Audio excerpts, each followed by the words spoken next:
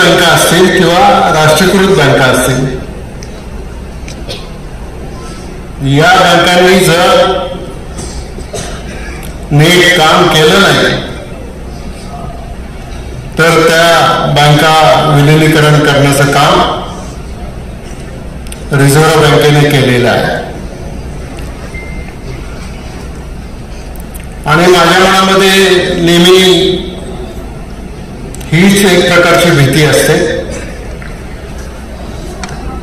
की ही आर्थिक संस्था आहे आणि आर्थिक संस्था नेहमी ही काचेच्या भांड्यासारखी असते. एक जरी तडा गेला तरी त्या संस्थेवर काय परिणाम होतील हे आपल्याला सांगता येत नाही. प्रमोद कर्नाड साहेबांनी बऱ्याच गोष्टींचा खुलासा इथे केला. तुमच्यातल्या अनेकांना माहिती नसेल, प्रमोद कर्नाड हे आपल्या बिओचे जरी सदस्य असले तरी मुळामध्ये महाराष्ट्र राज्याची सर्वात मोठी बँक महाराष्ट्र राज्य सहकारी बँकेचे MD म्हणून ते किती वर्ष तुम्ही होतात? 7 वर्ष MD होतात तुम्ही. आणि आज एवढा मोठा अनुभव असलेला एक व्यक्ती ज्यावेळेला आपल्याला मदतीसाठी आपल्या बोर्डावर येतो आणि देवेंद्र शेट्टी सांगितलं की अनेक गोष्टी बोर्डाने निर्णय घेण्याच्या आधी त्या बिओनी मान्य कराव्या लागतात, मंजूर कराव्या लागतात. आणि बोर्डापेक्षा वरचं असं हे ठिकाण बोर्ड ऑफ मॅनेजमेंट म्हणून आहे. त्या बोर्ड ऑफ मॅनेजमेंट मध्ये कर्नाड साहेब आहे. तिकडे आपले राम कुठे आहेत? आपण उभे राहतात. नमस्कार करा. अवसरचे ते युनियन बँकेमध्ये अतिशय वरच्या पदावर काम करत होते आणि त्याचबरोबर LW काळे म्हणून चार्टर्ड अकाउंटंट, ते नॅशनल कोऑपरेटिव्ह बँकेचे संचालक आहेत, चेअरमन होते. असे 3 मोठे लोक ज्या वेळेला आपल्या बँकेला या ठिकाणी गाईड करायला रात्रंदिवस उपलब्ध आहेत, त्यावेळेला शक्यतो संचालक मंडळाच्या हातामधून काही चुकू नये अशीच अपेक्षा आहे. परंतु आता ही बँक आपल्या म्हणजे आपल्या पूर्वजांनी सुरू केली तेव्हा तालुक्यापुरती म्हणून सुरू केली असेल,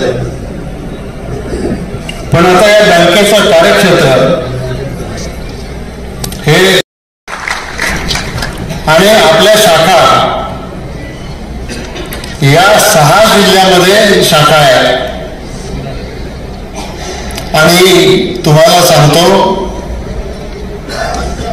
ज्या वेळेला हे मोठे मोठे लोक मग विजय मल्ला असतील, ते नीरव मोदी असतील, आणखीन कोणी असतील, 4-4, 5-5 हजार कोटी रुपये घेऊन पळाले,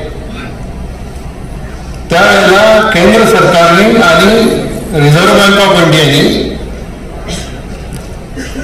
सगळ्या बँकांच्यावर काही निर्बंध घातले आणि ते निर्बंध घालून त्या रिझर्व्ह बँकेच्या निर्बंधाखालीच या आर्थिक संस्थांना त्या ठिकाणी काम करावं लागतं.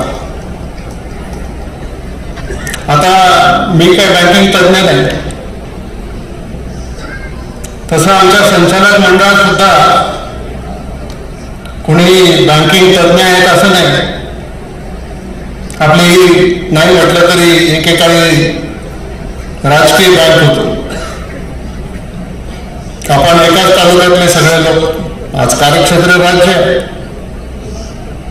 आणि मग जर आपण राज्याचा विचार नाही केला, अगदी नोकर भरती करताना सुद्धा मग याची मुलगी आहे, त्याची सून आहे, त्याचा मुलगा आहे, त्याचा जावई आहे, याच लोकांना घ्या म्हटल्याच्या नंतर मेरिटनुसार जर आपण स्टाफ जर भरला नाही तर आपल्याला बँक ज्या क्षमतेने चालवायला पाहिजे तेवढ्या क्षमतेने चालवता येणार नाही. एखादी भगिनी बँकेत काम करते, तिची बदली औरंगाबादला केली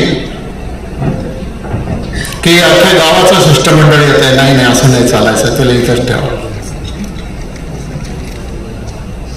आणि मग जर नोकरी पाहिजे त्याच्यामध्ये तुम्ही शिकला काय, तुमचा अनुभव किती आहे, आणि या सगळ्या ज्या अडचणी आहेत या अडचणी सांभाळून घेऊन ब्रांच ज्या वेळेला चालवायची असते त्यावेळेला काही ना काही चुका त्या ठिकाणी होत असतात. आणि पूर्वी बँकांना पूर्ण स्वायत्तता होती, बँक असेल किंवा पतसंस्था असेल, पण आता बँकांना दर महिन्याला का 3 महिन्याला रिझर्व्ह बँकेला रिपोर्ट कधी पाठवावा लागतो? प्रत्येक महिन्याला रिपोर्ट पाठवावा लागतो. प्रत्येक महिन्याला तुमची थकबाकी किती आहे, तुमचा एनपीए किती आहे, तुमचा ढोबळ एनपीए किती आहे, तुमचा नेट एनपीए किती आहे, हे सगळं रिझर्व्ह बँकेला पाठवावं लागतं. आणि हे जर रिझर्व्ह बँकेच्या नॉर्म्समध्ये नसेल तर रिझर्व्ह बँक लगेच त्या संस्थेवर बंधनं घालतं. याचं कारण काय? याचं माझ्या दृष्टीने एकच कारण आहे की आमचा कर्जदार ज्यावेळेला कर्ज घेतो त्यावेळेला त्याला जिल्हा बँकेसारखी किंवा सोसायटीसारखी सवय लागली की एकदा कर्ज भरलं की 12 महिन्यांनीच भरायचं. आणि रिझर्व्ह बँक म्हणते दर महिन्याला हप्ता आला पाहिजे. आणि मग दर महिन्याला हप्ता नाही आला आणि कर्ज थकबाकी झालं, संचालक मंडळाने कारवाई करो न करो पण रिझर्व्ह बँकेने तडाखा दिला की त्याच्यावर बंधनं घालायचं काम रिझर्व्ह बँक करते. आणि त्याप्रमाणे 2021 मध्ये राजगुरुनगर बँकेला सुद्धा रिझर्व्ह बँकेने सॅपमध्ये टाकलं. 19ला तुम्हाला 19ला टाकलं, शरद बँकेला 21ला टाकलं. आणि सॅप मध्ये टाकून रिझर्व्ह बँकेच्या परवानगीशिवाय काही करायचं नाही. डिव्हिडंड सुद्धा रिझर्व्ह बँक सांगेल तेवढाच द्यायचा. संचालक मंडळाच्या हातात याच्यामधलं काही ठेवलेलं नाही.